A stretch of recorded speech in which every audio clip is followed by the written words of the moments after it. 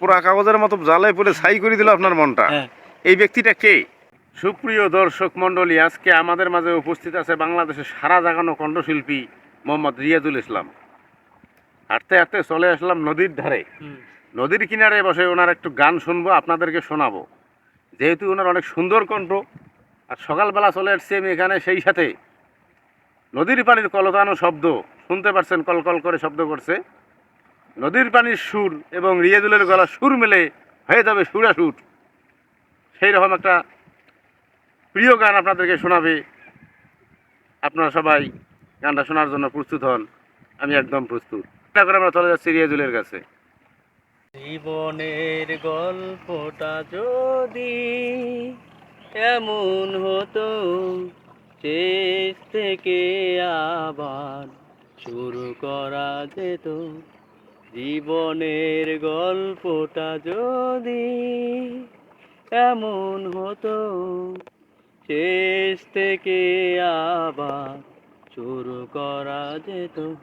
চোখ ছুঁয়ে যেত যেই স্বপ্নগুলো, জীবনটা বুঝি সেই স্বপ্ন হতো।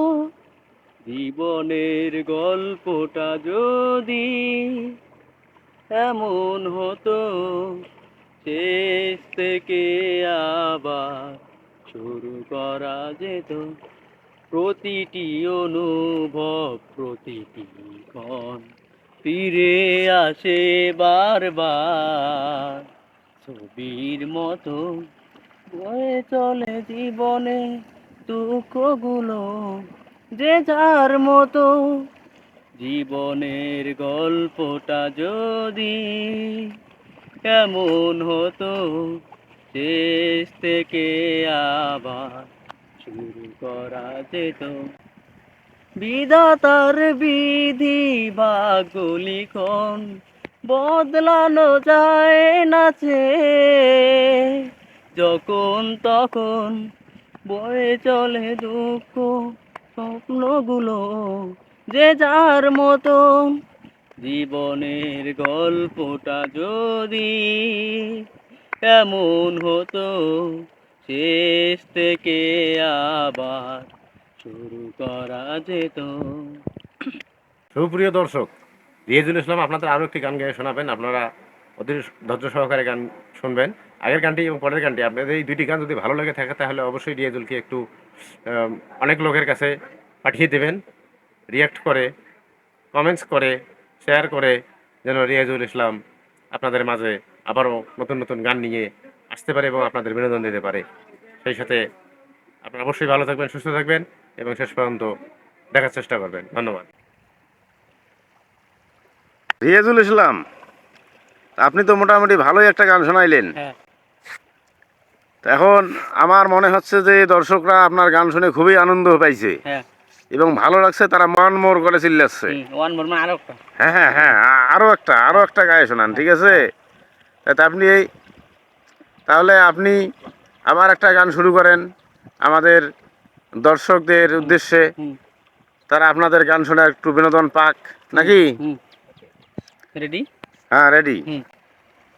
পোড়া কাগজের মতো আমার এই মনটাকে, পোড়া কাগজের মতো আমার এই মনটাকে পুরে পুরে করেছো ছাই।